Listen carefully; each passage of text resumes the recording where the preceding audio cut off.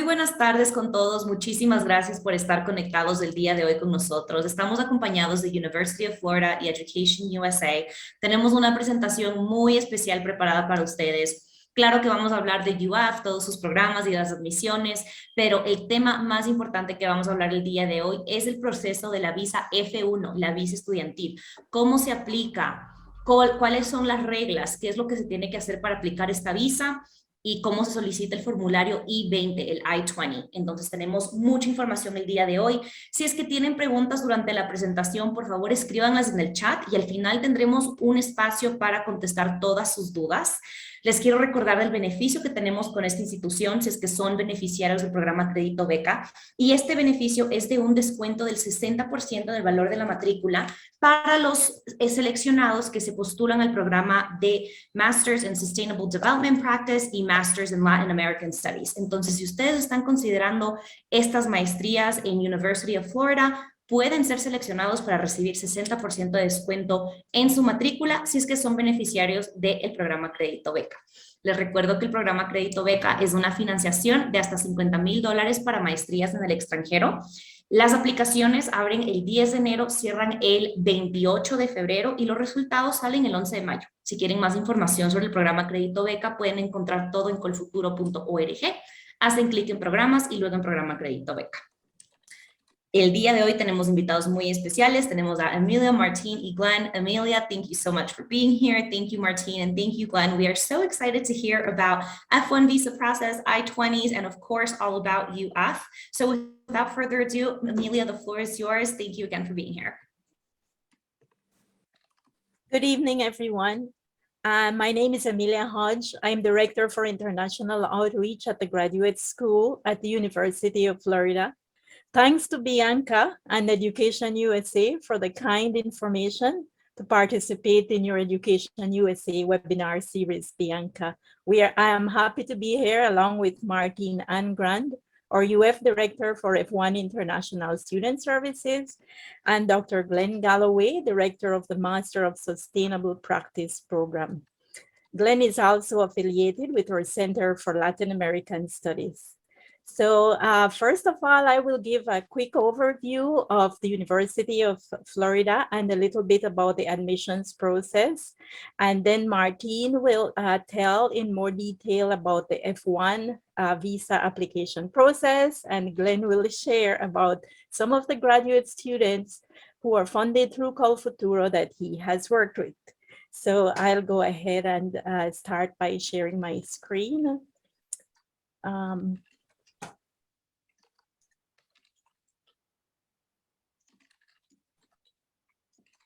We're good? Yes, perfect.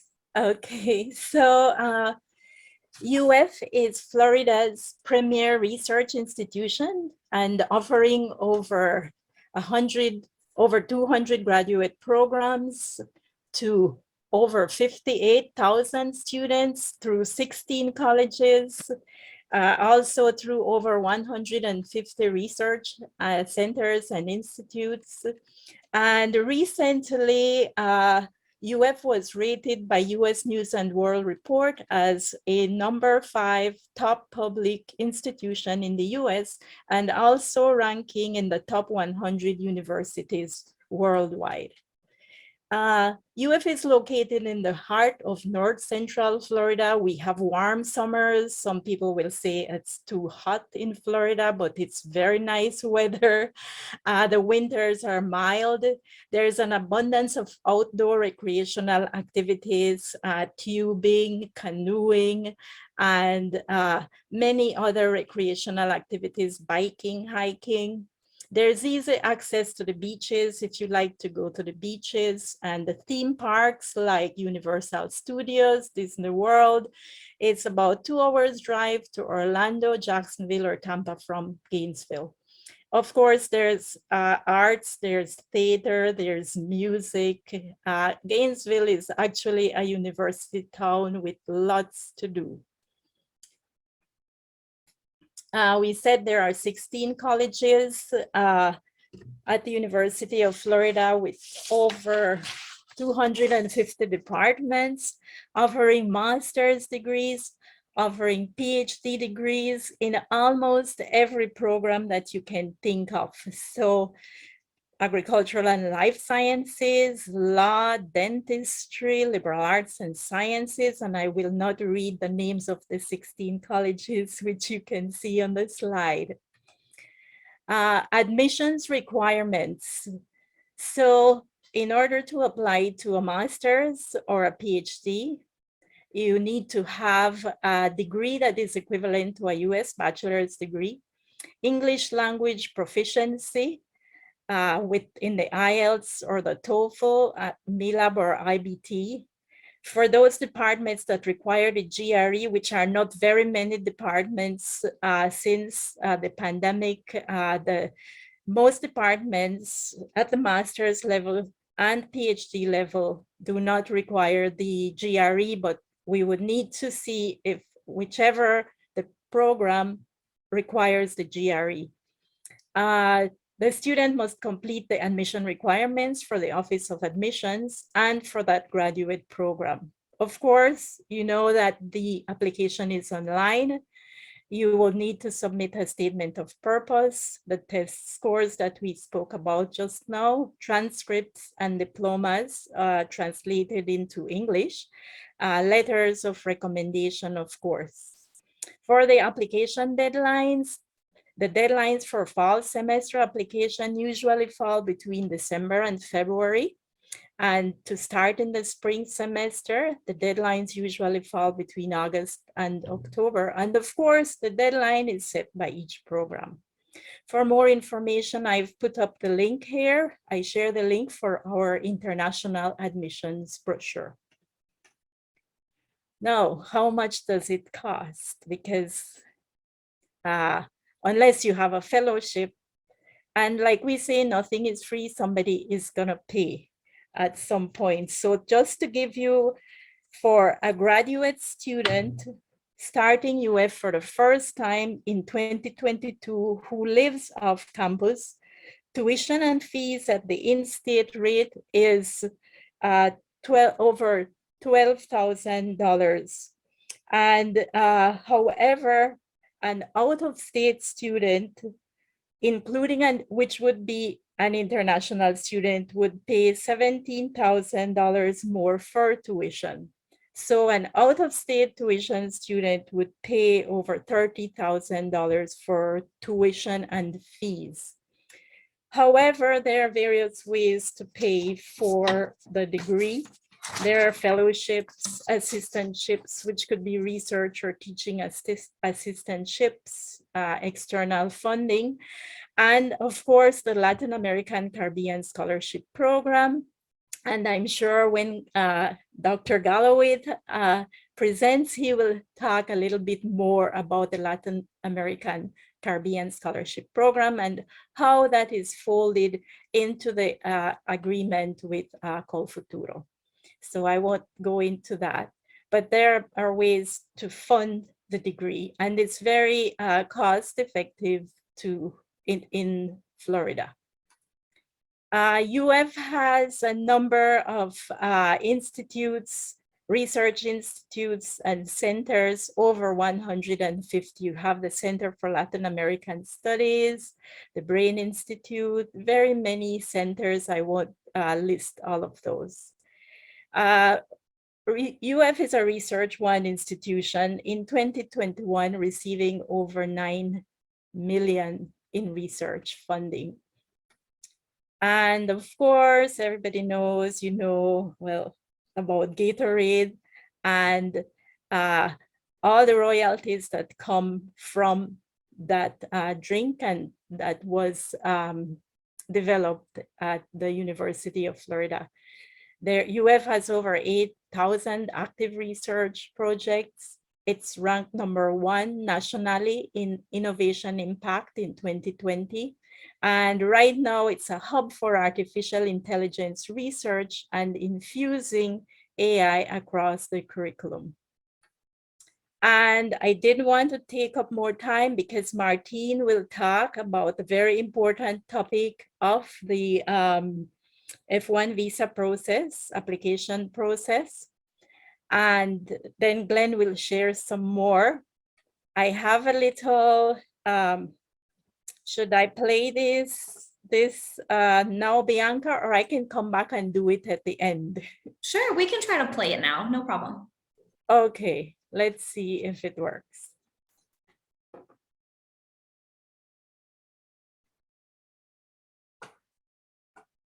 I guess. So in the East, we were approached by green activities to I think the slides aren't showing. people that were in care homes, and this is a very important. There we go.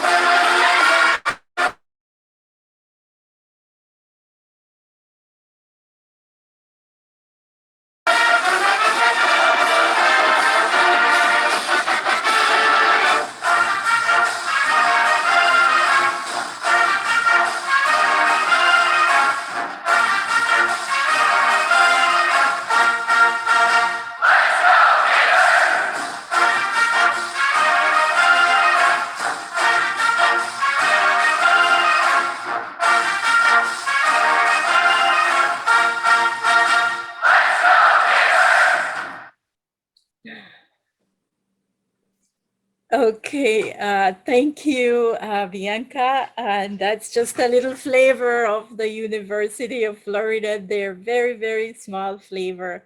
So I'll turn it over to Martine. Thank you. Thank you, Amelia.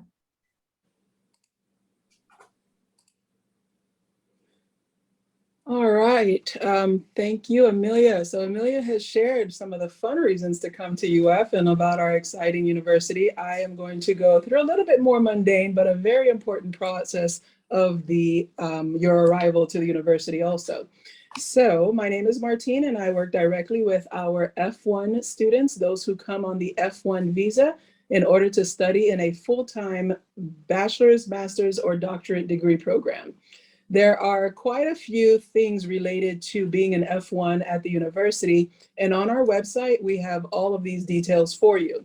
We're not able to go through all of it, but the QR code there, you'll be able to scan that. It will take you to one of our incoming student homepages, and then from there, you'll be able to visit all of the areas that I have put on this slide here regarding the estimated startup costs, the I-20 process, the F1 visa process, critical dates and deadlines that you must very much be aware of. Arriving in Gainesville after you have your I-20 and your F1 visa, the mandatory online check-in process, and then the rules related to being an F1 student. So of course, we won't be able to cover all of that today. What we're going to cover mainly is the I-20 process. And I'm going to take you through a step-by-step of applying for the I-20 if you are admitted to the University of Florida. So our office is not a part of admissions. So you will first go through the admissions application process. I understand this presentation is mainly for graduate students, so that would be with the academic department in which you're interested and through graduate school.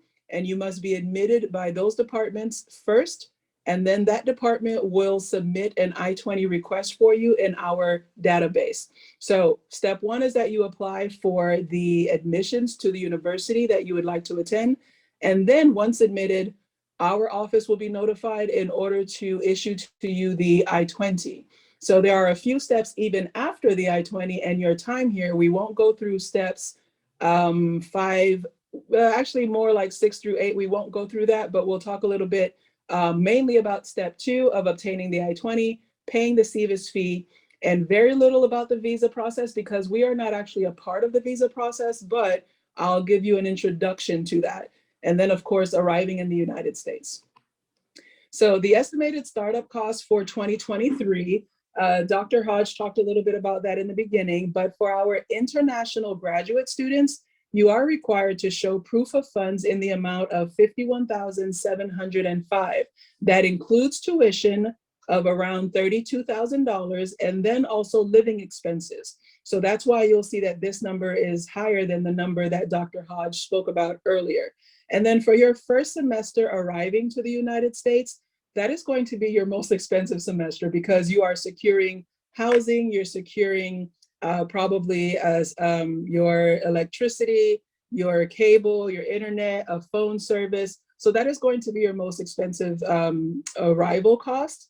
And we recommend that you have around $15,000 to $20,000 to start, because again, you're going to have to pay deposits and you're going to have to pay for quite a few things, including your first semester tuition.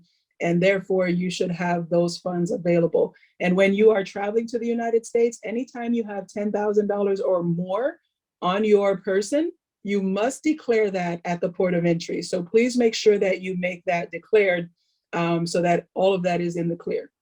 So the I-20 process will start off with your department submitting the request in our portal. Once we receive that request, we're going to send you instructions about what you need to do as a student. Those instructions will be sent to the same email address that you used to apply to the University of Florida. A lot of times students will create an email address to apply to different schools, and maybe they don't check that too regularly, but make sure you're checking that until at least you arrive to the school that you plan to attend. And thereafter, we would send you emails directly to the GatorLink official email address. That is after your arrival, after your check-in. So when you do your I-20 application, you'll have to submit the application. We will review it, and then we will send you an email with instructions on how to download that. So it sounds, it really is very simple, but this is the overall summary of it. But then now we're going to look at each of the steps in actually applying for the I-20. Now, please keep in mind, this is specific to our school and what you have to do at our school. We hope you definitely get admitted and attend the University of Florida. If for any reason you apply and are admitted elsewhere and decide to attend that school, their process may be different. But overall, this is the step-by-step of what you will do to obtain the I-20 from UF. So we have a system called International Student Scholar Services, so the ISSS portal. If you are admitted and you receive an I-20 request, your request will just say new international student request. If you are an undergraduate student, it will say new undergraduate international student request. So it depends on your specific admission. You will get that email about 1 to 2 weeks after we receive your admissions I-20 request, because it takes a while for the system to let us know that you're admitted. We get the request, we review everything to see that we actually have your admissions information, and then you'll receive the email. So once you receive that email, it will provide you a link and instructions on how to log into your access to our portal.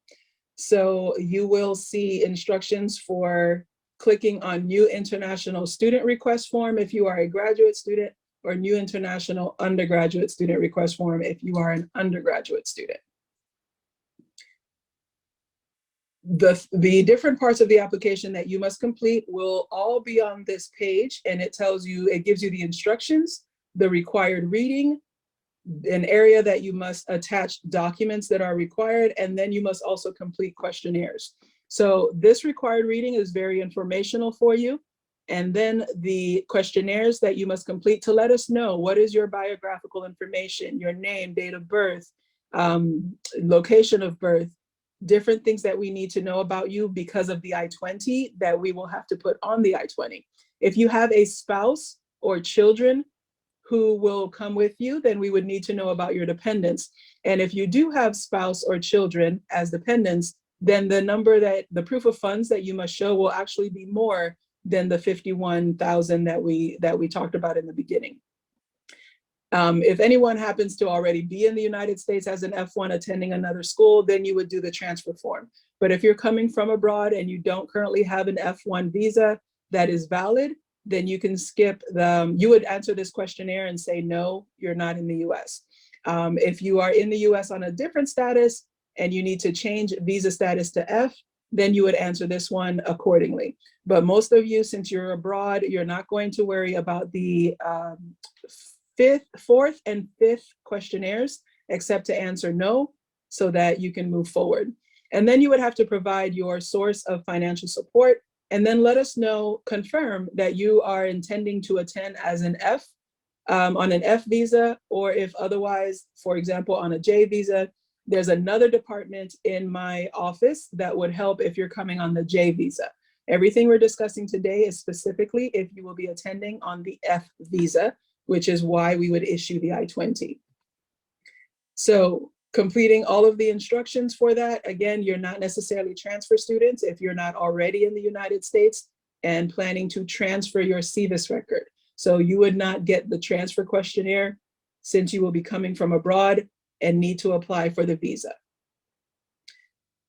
The documents that we would need include your passport, your proof of financial support, and your sponsor certification form. So you won't have a visa just yet, but these are all the documents that you would need in order to then be able to apply for your F1 visa.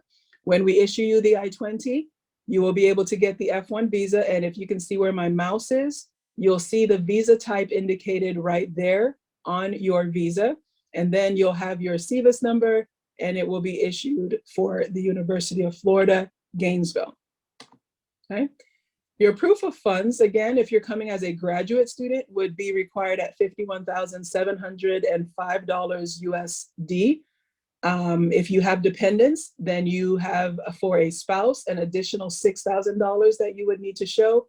And if you have children, an additional $2,500 per child that you are required to show in proof of funds. Your proof of funds must be less than 1 year since it was issued.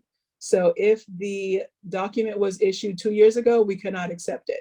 But if you are admitted to fall 2023 and your document proof of funds were issued in June of 2023, then we will be able to use those documents. Your documents must have the sponsor name on it and be in English. It must show the currency type. It must also show the account type. We need to know if it's a savings or checking account, for example. And the acceptable proof of funds would be from a checking or savings account, or if you have a certificate of deposit, which can be accessed at any time, stock portfolio investments, your bank education loan, or your scholarship. We are not able to accept anything like insurance on your home or life insurance or anything like that. It has to be solvent funds that you can access at any time with or without penalty, but typically without penalty. So we have more information on our website regarding the sponsor certification form that you can scan the QR code and you'll be able to obtain that information. You don't actually need to worry about the I-94 form just yet. That will come later after your arrival.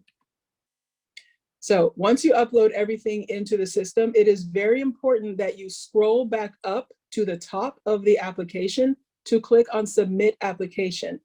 As you complete each questionnaire, there will be a save or submit at the bottom of each questionnaire. That save allows you to save what you have put in there already and then go back in to modify it if you would like. But at the bottom, if you click on Submit, then you will not be able to modify that questionnaire. And if you're finished with it, that's fine. Once you have completed all of the questionnaires and clicked on Submit, then you have to, and after you have uploaded all of the required documents and done all of the reading, you must scroll back to the top and click Submit Application for your entire packet to be submitted and in line for us to review. So once we review your packet, about 2 to 3 weeks after you click on Submit Application, if everything is perfectly submitted, you should hear back from us with your congratulations, we have issued your I-20. Your I-20 will look pretty much like this. It will, of course, have your own specific SEVIS ID number on there with your family name and your given name, your date of birth, your country of birth, city of birth will show on that I-20. And then since you are incoming students from abroad coming to the University of Florida, your I-20 will say initial attendance. There are basically 2 or 3 types of I-20s. Initial attendance that students that are abroad receive. There's transfer for the students who are already in the United States and coming to us from a different school. And then there's also change of status. So you will receive an initial attendance I-20 because you are abroad and need to apply for an F1 visa to enter the United States. Your I-20 will have the major to which you were admitted and the degree level. So if you are admitted for a doctorate program in agricultural sciences, then it will say doctorate for agri-sciences. So this will be very specific to the education level and the major to which you are admitted, and it will have the 2 years for master's or 4 years for doctorate program from your start date. It will also show your tuition and fees and your living expenses. So this I-20 is an example from last year, which is why the numbers you see are different. But when we issue the I-20s for next year, then you'll see the figures that we spoke about a bit earlier. So that is the overview of the I-20 process. Once we actually issue to you the I-20, it will be uploaded in your portal and you will receive instructions on how to download that I-20. You will download the I-20, print it and sign it, and then you will be able to take that to the, you will be able to pay the SEVIS fee so that you can then make your visa appointment. So the SEVIS fee is an online website that you will be able to pay that. I believe that fee is currently $350. You will complete and save the DS-160. That is the visa application form, which has its own fee also. Once you complete the visa application form, you will then be able to schedule your F1 visa at your local US Embassy or consulate office. Among the documents that you will need to apply for the visa are your I-20, your admissions letter, your proof of funds, and your passport. That is the minimum of what you will need. Some consulate offices may ask you to provide other documents. So for example, if you have a sponsorship, a loan document, these are all things that you want to carry with you. If you will have any dependents, your spouse, you need to carry your marriage certificate. Your children carry their birth certificate. These are things that you want to make sure that you have with you in your hand, not saved on a drive or a file, but printed and in your hand, because they will need that. And when they ask for it, they will not give you a lot of time to go looking for anything. So carry that in your hand. Once you obtain your F1 visa, you will then be able to schedule your flight. Do not schedule your flight beforehand. Scheduling your flight does not accelerate your I-20 process. It does not accelerate your visa process. It can cause you to lose money if you plan too far ahead. So make sure that you wait until you have your I-20 to schedule your visa appointment, and then that you have your visa to schedule your flight. Once you have your flight scheduled, you're that much closer to entering the United States, and hopefully everything will go well for you. Once you're able to enter, you will go through the Customs Border Protection Office area. They will check your documents, make sure that you have everything you need. When you're traveling to the US, we recommend that you have the same documents that you needed to apply for your visa in your hand, because they might look at all of those documents. So your I-20, your admission letter, proof of funds, and passport, any documents verifying your relationship to your dependents, those things should be carried in hand. If you are carrying $10,000 or more on your person, make sure that you declare that, and make sure they are very much aware that you are coming here for the university, and that is why you have so much money on your person, because you will have to pay for housing, tuition, fees, etc., within a couple weeks to 30 days of your arrival, depending on how early you arrive. You are not able to arrive any earlier than 30 days before the program start date on the I-20. So if you are admitted for fall 2023, for example, your I-20 will probably say program start date August 24th, and therefore you are not able to enter the US until July 25th or later. So that is something to keep in mind. Travel with your I-20, admission letter, etc., all in hand. Do not pack them in your luggage. Do not pack them in anything that you are shipping separately from you. They should be with you at all times. Scan a copy of those documents for your own records.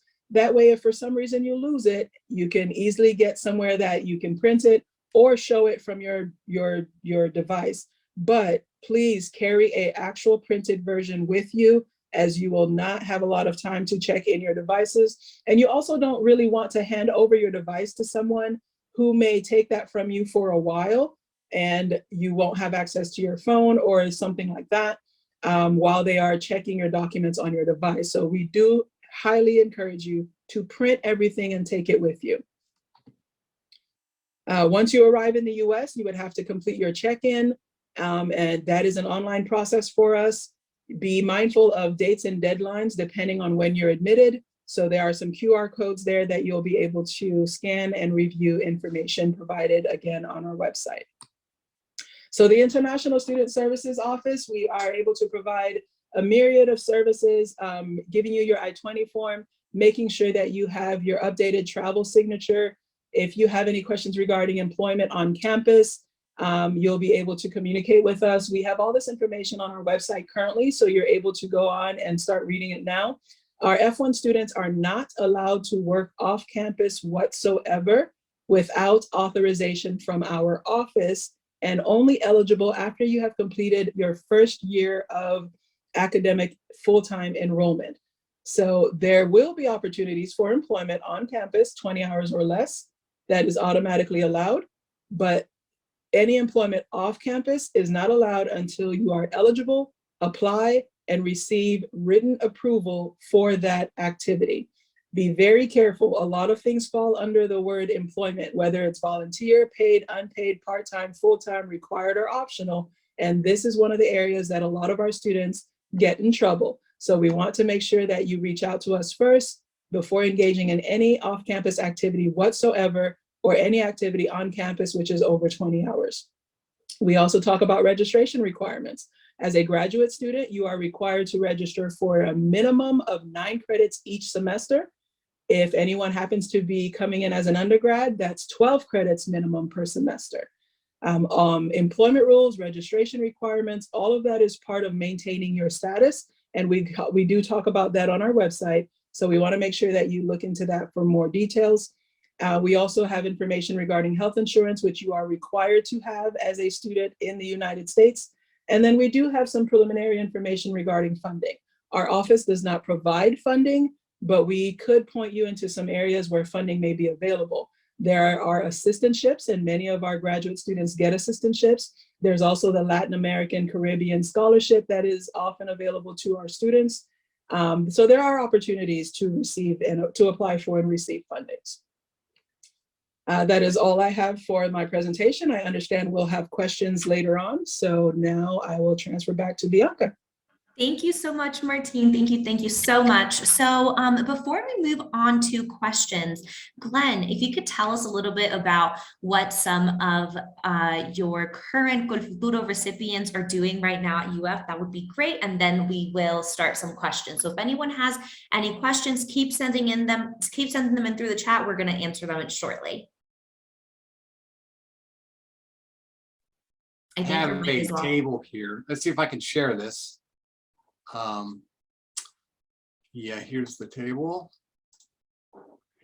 And so these aren't current students, but these are students that we've had through Colfuturo. So I just want to share what some of our students have done with Colfuturo support. But before I do, I did want to mention this Latin American and Caribbean scholarship, because all of our students from Colfuturo have benefited from that funding opportunity, which basically what it does, it converts you from a tuition and fee perspective from an out-of-state or out-of-country student to a in-state student. So instead of paying over $30,000 for tuition and fees, you end up paying something less than $13,000, which is basically about a 60% reduction in the cost of your academic costs. So it's very significant.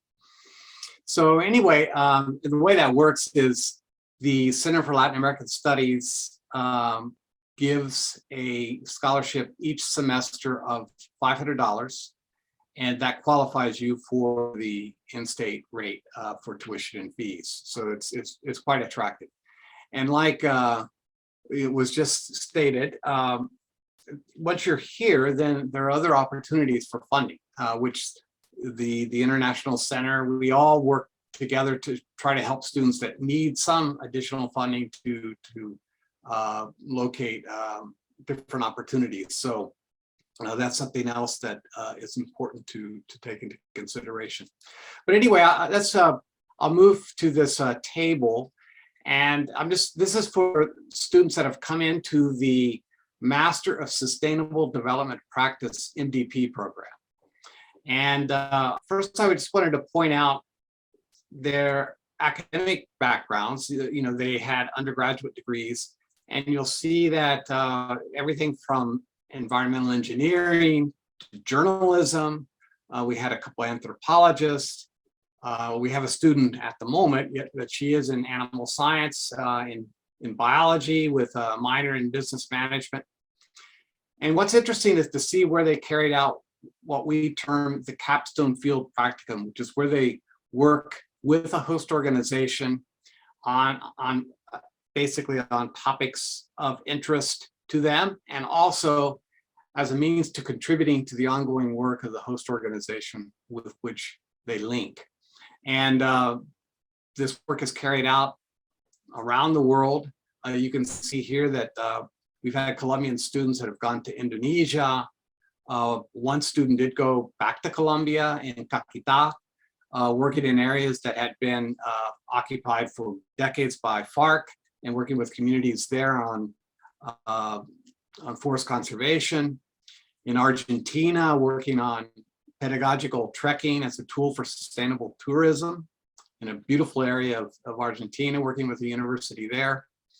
Working with Mercy Corps and the Livestock Innovation Lab here in University of Florida in Uganda on supply chain analysis for thermostable PPR vaccines. These are vaccines for a virus that affects goats. Another student returned to Colombia to work with CIAT. I think you probably all heard about CIAT, working on the issue of cadmium regulation for Colombian cacao, the value chain and how that might impact cacao producers in Colombia. And then we had another student, she went to Mato Grosso, Brazil, to work on perceptions of power among family farming stakeholders with a project. We have quite a large project that's ongoing in Brazil in the Amazonian region.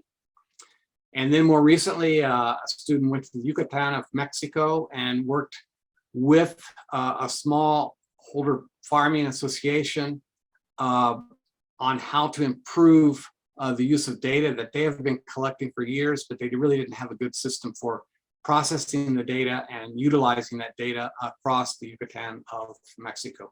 And most recently, this work that a student is doing she did it in Rwanda over the summer, working on what's termed a dairy farm assessment and advisory tool. And this again was with the Livestock Innovation Lab of the University of Florida. And this student, her husband, also from Colombia, is doing a PhD here in UF.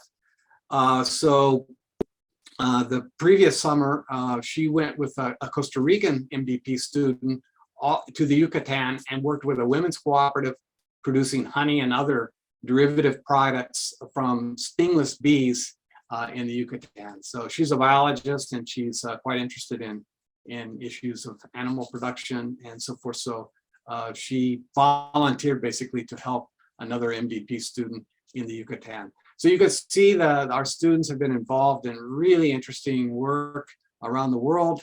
And I can say with a lot of confidence that our Colombian students have been outstanding. They've been very, very capable. Before coming to the University of Florida, I was in Cartier. I was the dean of the graduate school there in Costa Rica. And we also had a lot of students from CoFuturo. And they were also had a really great reputation as being very well-prepared students for graduate studies. So that's basically what I had to share. Thank you so much, Glenn. We absolutely love seeing, Colombian students succeed, and it looks like everyone is doing very, very well. So that's, always refreshing. So we do have a couple of questions. So Let's go ahead and start with that. I'm going to merge two questions that kind of make sense together. We actually get this question a lot. Maybe Amelia can help me answer this. It is about maybe not meeting the exact English requirement, if there is any conditional admission or if there are any English prep courses once the student arrives to UF. What are the options that an international student has if they don't meet the English level requirements?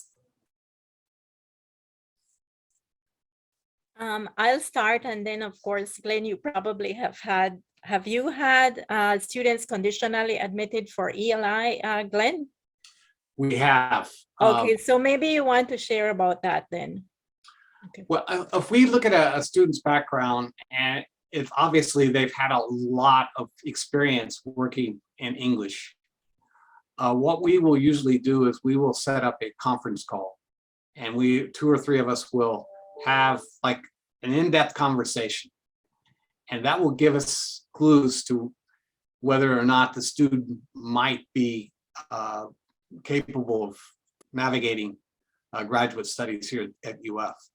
And if we believe that yes, they definitely are capable, because, well, I won't go into the reasons why we sometimes do this, but yeah, sometimes it makes sense to do this. Then we can petition the graduate school, and we have successfully brought in students. Now, if we do petition and they approve the petition, the students come in with a conditional admission. In other words, if they do have problems with English once they're in the program, then of course so we have to be very careful, but there is a process. Exactly. Thank you for sharing that process, Glenn, with a specific student. There is also the English Language Institute at the University of Florida, and the students can study for, say, 3 months, 6 weeks. Like if they want to come in the summer to just do some English courses before they start their degree program in the fall, that would be an option too. So thank you for posting the ELI's website in the chat, Bianca. If you don't Thank mind, you, Martina. yeah, if you don't mind me adding to the conditional admit, because if the admission letter is conditional, sometimes that can be a visa application issue. However, if you're going to ELI, that if you're admitted to ELI, that's if your admission is conditional based on attending ELI, then ELI would give you an admission letter and they would issue your I-20. So you would still be able to get your visa to start at ELI, and then once you go through their courses, ELI would help communicate with you about transferring to the University of Florida. Perfect. Thank you so much. So we have a question. Oh, this looks like maybe they are local. So they're asking about the admissions process for someone that already lives in Florida. I don't know if this person is still online. Yes. So the person that asked this question, if you can give us a little bit more details, but I guess we can chat a little bit about the admissions process for someone that already lives in Florida. I'm assuming that this person is still an international student. So how would that work? Martin, maybe it would be about the visa. They'd have to apply. They'd still have to get a student visa and so on. Martin, would you want to speak to that? Sure. If the question, I don't think the admissions process changes whether you're applying in the US or abroad. So I think this probably is a more specific F1 visa question. If you are in the United States on an F1 visa already, attending a SEVIS approved university, then we have an additional question in the question that I sort of skipped earlier because I was thinking everybody is abroad right now. There is a question about if you are in the United States as an F1 and plan to transfer your SEVIS record, then you must complete that questionnaire also. If you are in the United States on a different visa status or have no visa status, then that is a much more extensive conversation. And there is another question we have in our portal that says, are you looking for a change of status? And if so, then we need proof of your current status.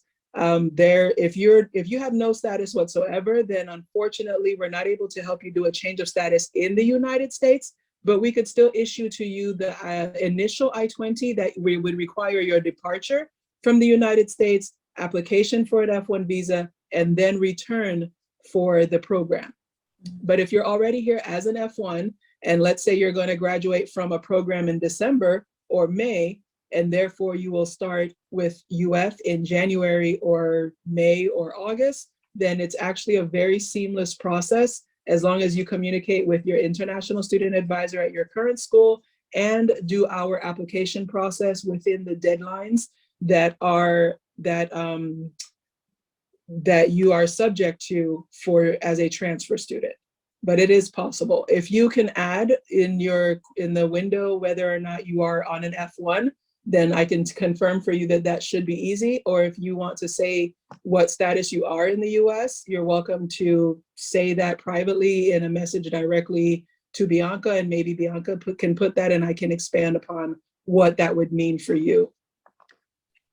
Wonderful. Thank you so much, Martine. And then we have another question. This is actually about LLM programs. I know we are at a different school right now, but are there any, if you guys know if there are any additional requirements for LLM international students, any extra steps that they have to take to study LLM programs at UF?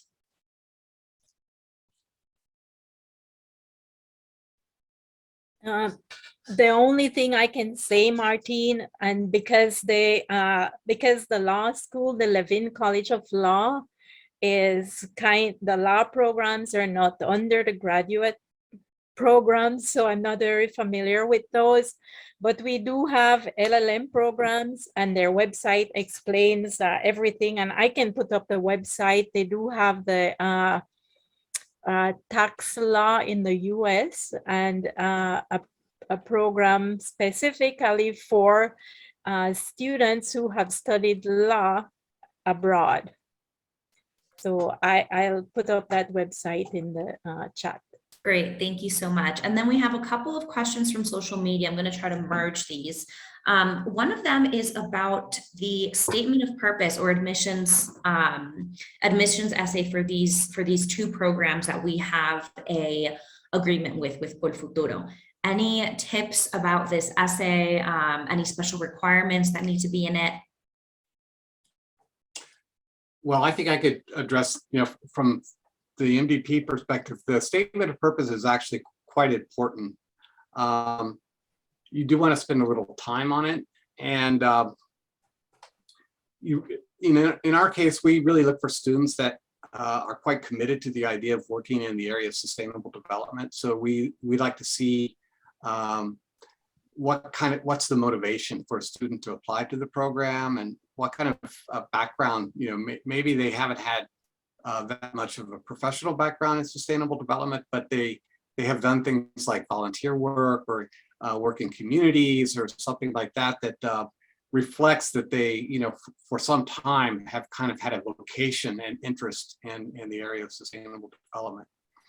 And the one thing is, when we receive an application packet, we sometimes offer to read through the statement of purpose before we send it out to the admissions committee, and we will sometimes coach a student that's applying to say, well, basically we would recommend making some revisions or improving the quality, so forth. We've done that some time, because for a lot of students, this is the first time they're writing something like a statement of purpose. So it can also be a learning process to learn to develop a good statement of purpose. So sometimes we've worked with students a little bit on this before we send it out to the admissions committee.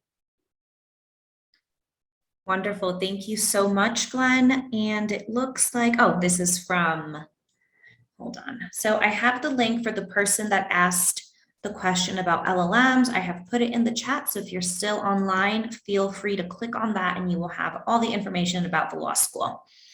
So it looks like we don't have any more questions. Again, Martine, Glenn, and Amelia, I want to thank you for being here today and taking the time to talk about UF and, of course, the visa process. It's a very important topic for international students.